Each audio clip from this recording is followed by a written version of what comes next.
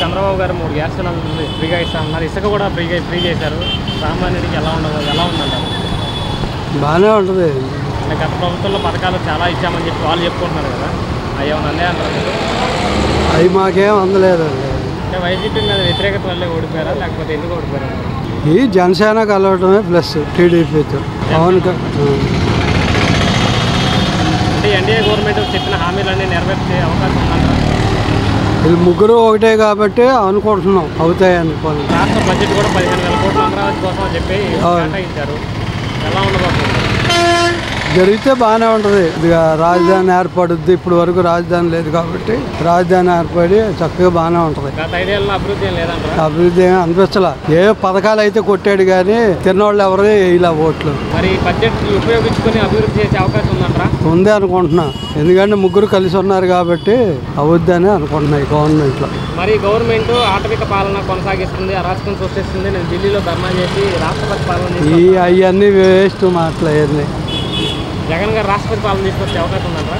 100% రాదు. జగన్ చేస్తే కదా అభివృద్ధి. ఏదో పథకాల వరకు కొట్టాడు.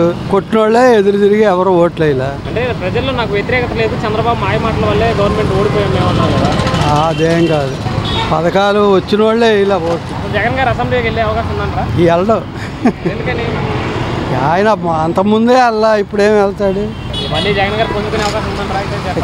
కష్టమే. పాదయాత్ర చేస్తే వీళ్ళు కనుక రాజధాని డెవలప్మెంట్ చేసి అమరావతి ఉద్యోగాలు కొద్దిగా పథకాలు ఇవన్నీ మళ్ళీ మొదలెడితే మళ్ళీ వీళ్ళే వస్తారు. కూటమే వస్తుంది. ఆంధ్రాకి లైఫ్ లైన్ ఏదన్నా ఉందంటే అది పోలవరం. కంప్లీట్ అయ్యే అవకాశం ఉందా? పోలవరం రాజధాని రెండు అయితే మళ్ళీ గవర్నమెంట్ వీళ్ళే వస్తారు. జగన్కి అవకాశం లేదు.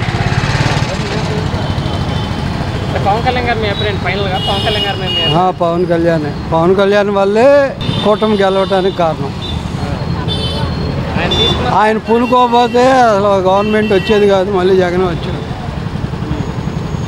పవన్ కళ్యాణ్ గారు పనితీరు మీద మీకు నమ్మకం ఉందా? ఉంది. చేస్తాడు. అంటే గతంలో పవన్ కళ్యాణ్ గారు ఏదైనా మంచి పనులు చేశారంటే మీరేం చెప్తారు? చేశారని కాదు, అవకాశం వచ్చింది కాబట్టి ఇప్పుడు చేయాలి. పవన్ కళ్యాణ్ గట్టిగా నిలబడి ఆయన తిరగబట్టే టీడీపీ గవర్నమెంట్ కూటమి వచ్చింది. ఆయన లేకపోతే ఎలా ఉండేది? మళ్ళీ జగనే వచ్చేవాడు.